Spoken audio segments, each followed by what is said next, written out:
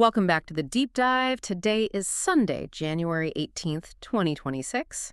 I hope you're having a good weekend. Hope so. Today, we are turning our attention to a figure who has been a constant presence on our screens for over 2 decades now. It's been a long time. It really has. I think she's been famous for so long that we sort of take her for granted, you know? We're talking, of course, about Keira Knightley. It's true, isn't it? She's almost become part of the cultural furniture. Mm. I mean, if you think about it, she's been a major star since the turn of the millennium. She's one of those rare people who bridged that gap between, say, old Hollywood and this new digital social media era we're in now. Exactly. And for a lot of people, I think, when you hear the name Keira Knightley, a very specific image just pops into your head. Oh, absolutely. You picture the corset, right? The bonnet, the sweeping English countryside, probably some rain. A bit of rain, yes. The quintessential English rose, that's the brand. That is the brand. But it's a label that, as we'll see, she has had a very complicated and I'd even say combative relationship with over the years. A very combative relationship. Right. And that is exactly what we want to unpack today. Our whole mission for this deep dive isn't to just, read through her IMDb page. We would be here all day if we did that. We would. We want to deconstruct that English rose archetype.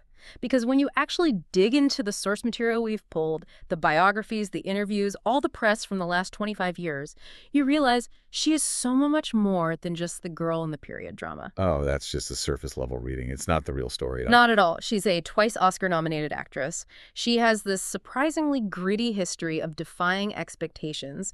Her friends say she swears like a sailor. And she survived a level of fame in the mid-2000s that, frankly, broke a lot of her peers. And this is what I think is the most fascinating part of her whole career, the thing we're really going to explore. It's how those career choices, specifically that heavy lean into historical roles, weren't just about, looking good in a costume. There's a really strong argument to be made that they were a calculated commentary on modern femininity. She was deliberately choosing the cage of the corset because she actually found it more liberating than the roles she was being offered in modern movies. The freedom of the cage. I love that. Such a great concept. Exactly. So we're going to get into all of it. The blockbusters, the very serious mental health breakdown she had in her early 20s, and even the recent controversies and commercial work from 2025. We've got a whole stack of sources here, so let's dive in. Let's do it. Okay, we have to start right at the beginning. Part 1, the unlikely start. Because honestly, when you look at her biography, Keira Knightley's very existence was, it was basically a bet. It really was. It sounds like something from a script she would star in, but it's completely true. She was born March 26, 1985 in Teddington, London. Her father is Will Knightley. He's a stage actor. And her mother is Sharman MacDonald, a playwright. Okay, so a showbiz family. A showbiz family, but not a rich one. Not back then, anyway. In the mid-'80s, they were in pretty serious financial trouble. It's a classic struggling artist story. Very much so. Her father described himself as a middling actor at the time, and he basically told her mother, look, we cannot afford another kid. They already have a son, Caleb, and the money just wasn't there. Oh, what happened? How did they break that stalemate? It was a wager, a bet. Her father agreed they could have a second child only if her mother sold a script first.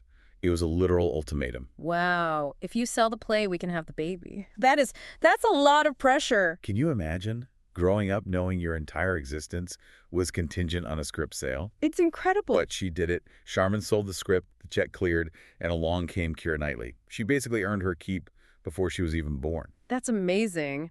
But even after winning the bet, there was another little stumble, wasn't there? Something to do with her name. Oh, right, the spelling. Yeah, because I feel like Keira, Keira, is such a common spelling now, probably because of her. But that wasn't the plan. No, his mistake. A typo on the birth certificate, of all things. She was meant to be named Keira with the I before the E. Keira. Why that name? Her father was a huge fan of a Soviet figure skater named Keira Ivanova. That is a very specific deep cut for a British stage actor in the 80s. He was a fan. But her mother, Sharman, is dyslexic. And when she went to the registry office to make it all official, she got the vowels mixed up. She wrote E before IA. So Keira became Keira. So the most famous Keira in the world is a typo. She is. Her mother apparently went back to her dad and said, I'm so sorry I've spelled it wrong. But he just said, well, what's done is done. And that's that. And what's so interesting is that dyslexia then becomes this huge theme in Keira's own story, not just her name's. A massive theme. She was diagnosed herself at age 6. Which is very young for a diagnosis like that. Often it takes a lot longer for schools to pick up on it. It is, and you'd think that for a prospective actor, a learning disability like dyslexia would be a huge hurdle. Odd. I mean, the job is reading, right? It's scripts, it's lines, it's cold reads. It's everything. But for Knightley, it actually became this bizarre driving force for her career. How so? Her parents used acting as a bribe.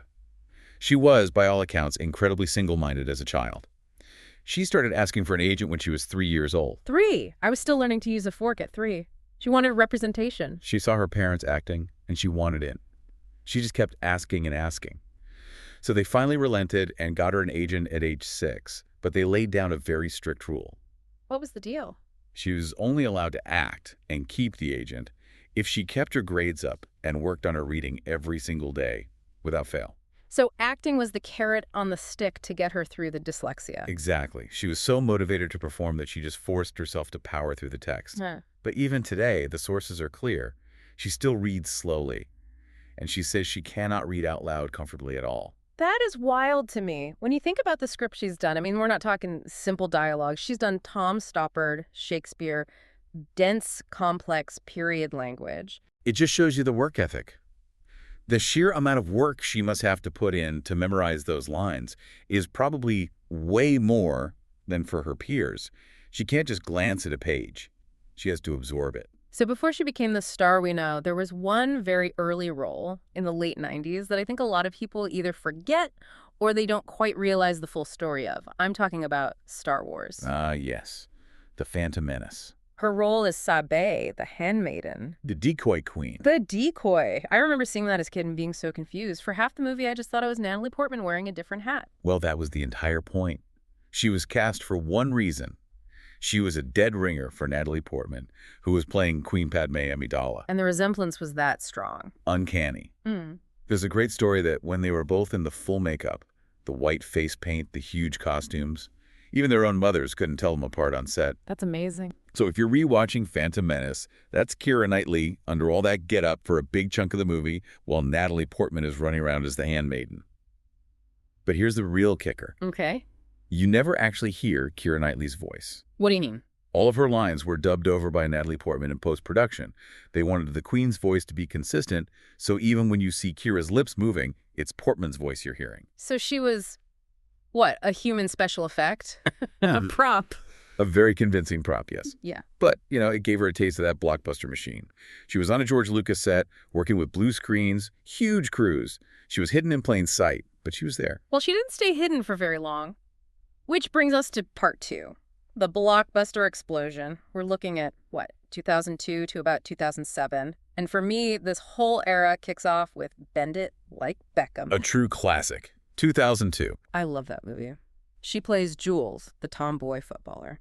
And what's so funny is looking back at what the expectations were for that film. Apparently, Knightley told her friend she was doing a girls' soccer movie, and everyone just went, oh, well, that sounds terrible. You have to remember the context, right? This is before women's football had the huge global profile it has today in 2026. Mm-hmm. Back then, it was very niche. Nobody in the industry thought a small British movie about a girls' football team in West London was going to be a hit. But it just completely exploded. It was a massive, massive hit in the UK, and then it became this surprise breakout success in the US. And for Knightley, it was a really physical role. She and Parminder Nagra did 3 months of intensive football training. You can tell. You really believe she's an athlete in that movie. But okay, if Bend It Like Beckham was the spark, the next year was just pure dynamite of the Caribbean. The Curse of the Black Pearl, 2003. Now, again, we have to put our 2026 hats on. Mm-hmm. Today, we think of pirates as this unstoppable, multi-billion-dollar franchise. A Disney theme park ride, basically. Exactly. Yeah. But in 2003, pirate movies were poison. They were guaranteed flops. Everyone remembered Cutthroat Island. Oh, yeah. Cutthroat Island had been such a legendary, historic bomb that the entire genre was considered dead in the water. Studios just would not touch it. So why did she even take the role of Elizabeth Swann? Well, it was a big Disney movie. It was a job. But even she was not optimistic. She said in interviews that she genuinely thought it was going to fail. She packed really light for the shoot because she was convinced she'd be fired or the whole production would just get shut down. Wow. But what really stands out to me is her commitment again. the physical side of it. Right. The sources say she wasn't just, sitting in a carriage and fainting in a corset, which is the stereotype for that kind of character. No, not at all. She was incredibly active. There's this one detail about how she had to stand on a wooden plank for 2 days straight during filming when she's marooned on the island. And she refused a stunt double for a big jump into the water. She insisted on doing it herself. That's pretty gutsy for a teenager, which she still basically was at that point. Very. And what was the result? The film made $654 million worldwide. And just like that, she's launched into global superstardom. She's suddenly on posters next to Johnny Depp and Orlando Bloom. She went from being a promising young actor to an absolute A-lister overnight. She was everywhere. And then, just to round out that insane year, 2003, she also does Love Actually. As Juliet with the iconic cue cards. The cue cards. It's a meme that is reborn every single Christmas. But here's a detail that made me laugh. Apparently, Keira Knightley has only ever seen the movie once. That's right. And she's admitted that she doesn't always remember who her character ends up with. To be fair to her, her character doesn't really choose anyone. She stays with her husband, played by Chiwetel Ejiofor, and Andrew Lincoln just sort of walks off, sadly. Yeah. But yes, the fact that she's so detached from this massive cultural moment is pretty funny. It is. And the critics at the time weren't exactly blown away by her role, were they? No, not at all. A Rolling Stone had a famous review saying her talent was completely wasted in a nothing part. They basically thought she was just there as window dressing. But it didn't matter. By the end of 2003, with Pirates and Love Actually, she was a household name. Absolutely. But that kind of fame, that fast, it comes with a price. And that leads us into a much darker chapter of her life. It does, a very difficult one. Let's get into part 3, the price of fame. Because while we were all seeing her on red carpets looking flawless, the reality behind the scenes was brutal. It was. You have to remember what the media was like in the mid-2000s. It was the absolute peak of that aggressive, predatory paparazzi culture. The era of chasing cars, of photographers trying to get upskirt shots. It was horrible. And the British tabloids in particular just zeroed in on her. They were obsessed with her looks. Utterly obsessed. One day she was too posh. The next she was too pouty. And most damagingly, she was too thin. There was just this relentless, cruel scrutiny of her body. It ended up in court, didn't it? It did. In 2007, she sued the Daily Mail for libel. They ran a story that heavily implied she had an eating disorder, and then they tied her to the tragic death of a teenage girl, suggesting she was a bad role model.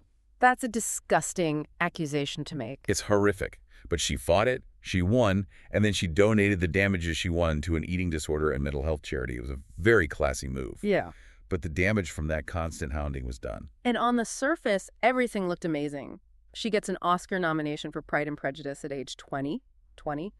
She was the third youngest Best Actress nominee ever. You see that and you think, she must be on top of the world. But inside, she was completely falling apart. She didn't talk about it for years, but in 2018, she revealed that at age 22, so right around that 2007-2008 period, she had a complete mental breakdown. A breakdown. A full breakdown, yes. Okay. She was diagnosed with PTSD, post-traumatic stress disorder, and the trauma wasn't from one single event. It was the sustained daily trauma of being hunted by the paparazzi after her sudden rise to fame. It's hard to even imagine. The laws are a bit different now, and social media gives stars some control. But back then, those paparazzi packs were a physical threat. They were literally hunting these young women. They were. And Knightley said that in early 2008, she didn't leave her house for 3 months. 3 months, just total lockdown. Total lockdown. She was having panic attacks. She couldn't face going outside. There's this heartbreaking detail that she had to have hypnotherapy just to be able to walk the red carpet at the BAFTAs for her film Atonement. Wow. So while she's on that carpet in that now legendary green dress, nominated for a major award, smiling for the cameras, she's being held together by hypnotherapy. It just shows you the massive, massive disconnect between that public image of the graceful, perfect English Rose and the reality of a young woman who was just trying to survive a deeply hostile environment. She was performing the role of Keira Knightley, the movie star, while the actual person was crumbling. And I think knowing that context is absolutely crucial when we look at her career choices from then on. Because, usually when an actor gets typecast, we just think it's a lack of range. But with Knightley and her period dramas, it seems like it was something else entirely. It was a strategy. Which brings us to part 4, the period drama queen theory. This is such a fascinating part of her story. Because it's the cliche, isn't it? Keira Knightley is always in a corset. Pride and Prejudice, Atonement, The Duchess, Anna Karenina, The Imitation Game. on and on. Why? Is it really just that she has the right face for it? I mean, she obviously lifts the part, but she's been very clear about this in interviews. It's not an aesthetic choice, it's a strategic one. She has specifically referred to period films as an overt cage. An overt cage. What does she mean by that? She feels that a lot of modern films depict women in very, let us say, problematic ways. Mm. She talks about the excessive sexual violence against female characters, or how they're just written as the neurotic girlfriend or the supportive wife. So she was looking at the past to find more interesting women to play. Paradoxically, yes. In historical roles, the constraints on the woman, the cage, are the whole point of the story. Mm. The lack of rights, the societal rules, the arranged marriages. She got to play characters who were actively fighting against that cage, rather than just being an accessory in a modern man's story. That is brilliant. So the corset isn't just a costume piece, it's a physical representation of the character's struggle. And she finds that fight more compelling. Exactly. She sees it as a feminist choice. She gets to explore how women find power and agency within systems that are designed to crush them. Look at a film like The Duchess from 2008. She plays Georgiana Cavendish. Right, who is basically the Princess Diana of her time. A huge celebrity, a fashion icon, politically savvy, but trapped in a horrible marriage and under constant public scrutiny. Knightley has said she connected so deeply with that character's isolation. She was basically playing out her own experience with fame through an 18th century filter. It was a safe way for her to process her own trauma. And then, of course, there's Atonement, 2007. It's such a beautiful, devastating film. She plays Cecilia Tallis. And we have to talk about the green dress. It's been voted one of the greatest movie costumes of all time. It's legendary. But her performance is what's key. It's so restrained, so full of that repressed English passion. It fits the cage theory perfectly. Everything she feels is just simmering right under the surface. And then she gets her second Oscar nomination for The Imitation Game in 2014, playing the codebreaker Joan Clark. Another brilliant historical woman trapped in a male-dominated world. But that role came with a bit of a strange criticism, didn't it? It did. One of the real Joan Clark's former colleagues actually complained to the press that Knightley was too beautiful for the part. She said the real Joan was nothing like her. That's the trap, isn't it? It's such a double-edged sword. You're hired because you look like a movie star, but then you're criticized for looking like a movie star. It's the story of her career. You're too pretty to be taken seriously, but we only want to hire you because you're pretty. Yet she consistently gives these women so much intelligence and dignity in her performances. Speaking of dignity in women, let's move to part 5. Advocacy, feminism, and image. Because as she moved into her late 20s and 30s, she really started to own her voice and push back. She really did. She stopped being that scared 22-year-old hiding in her house. She's been very vocal about how she finds it baffling that feminist is sometimes used as an insult. She completely embraces the term. And one of the most powerful statements she made was in 2014 with that topless photo shoot for Interview magazine. Yes, that was a major moment. For anyone who doesn't remember, she posed topless, but it was anything but a typical sexualized celebrity shoot. No, because she agreed to do it on one very specific condition. That they were not allowed to Photoshop her body in any way. No retouching at all. None. She wanted to protest how women's bodies are treated like a battlefield, in her words. She was sick of seeing her breasts digitally enhanced on movie posters or her waist slimmed down. It was her way of reclaiming her actual image. And that ties into her stance on nudity in her films now, too. It does. She's put a clause in her contracts that she generally won't do nude scenes if the director is a man. That's a very firm line to draw. She talks a lot about the male gaze, the way a camera can linger on a woman's body purely for the titillation of a male audience. She's just not interested in being part of that anymore. She said she'd consider it with a female director, where the story is about the female experience, but not for spectacle. And beyond her own image, she's been very active in humanitarian work. Very. She's done trips to Ethiopia, to South Sudan, with Oxfam and Comic Relief. She's worked with the UNHCR for refugees. And this isn't just, writing a check.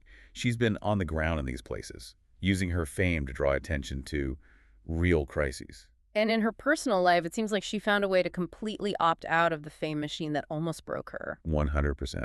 Yeah. She married James Wrighton from the band Klaxons back in 2013.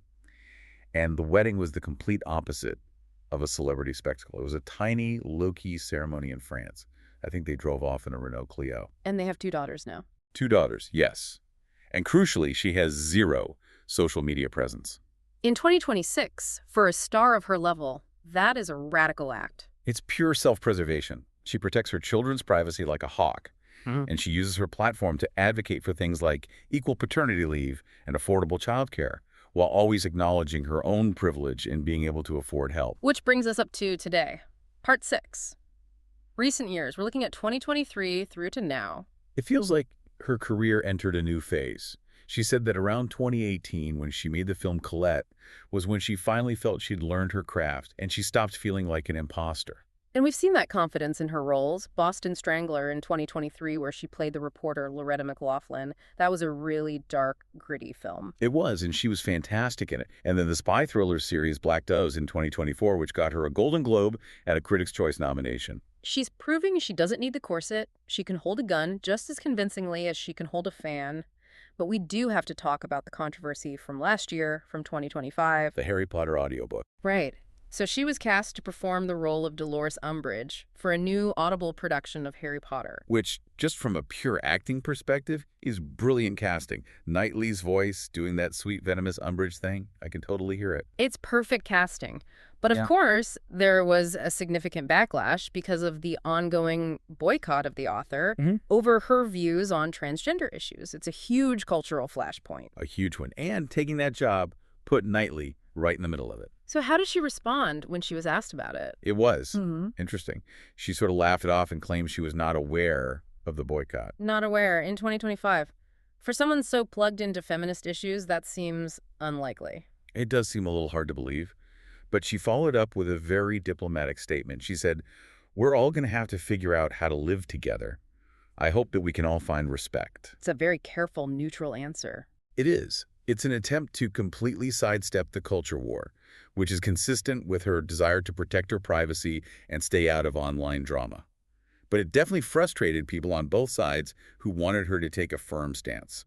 But on a much, much lighter note, she also gave us a true gift for Christmas 2025. The Waitrose adverts. The Waitrose Christmas adverts with comedian Joe Wilkinson. It's the most unexpected and perfect pairing. You have the impossibly elegant movie star and the guy who looks like he's just been fished out of a canal. It was brilliant. And it showed this other side of her, the self-deprecating, funny, slightly exasperated side. It matches up with what her friends have always said about her, that she's got a dark sense of humor and loves to swear. It was nice to finally see that personality break through the public image. It feels like she's finally comfortable enough in her own skin to let people see it. So, to wrap this all up, we've gone from a girl whose name was a spelling mistake, to a decoy in Star Wars, to the biggest female movie star on the planet, to a woman who nearly broke under the pressure, and finally to this OBE recipient who is completely in control of her life and career. It's really a story of survival. That's the through line for me. She survived a truly toxic media environment that destroyed a lot of young women, and she did it by carving out a niche on her own terms. She used the past to comment on the present, and she built a fortress around her real life. And here's a final thought to leave you with. Knightley herself admitted she went mad and had to hide it to survive fame. In today's era, where every single celebrity thought and moment is shared on social media, does Keira Knightley's total refusal to participate in that digital circus make her the ultimate modern movie star? Or does it make her a relic of a more private, bygone era? That is the question, isn't it? Maybe real stardom, true mystique, requires you to hold something back, and she has definitely done that. Thank you so much for listening to this deep dive. See you next time. See you in the next deep dive.